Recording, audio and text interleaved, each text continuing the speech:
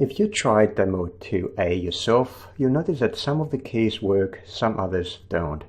That's because the resistors that you have used with their exact actual values rather than the advertised ones, and the formula that is used in that sketch very much connected with each other.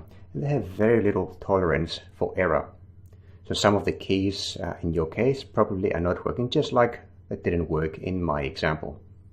The lesson to take away is that although the solution is elegant, where a single calculation encapsulates the key detection,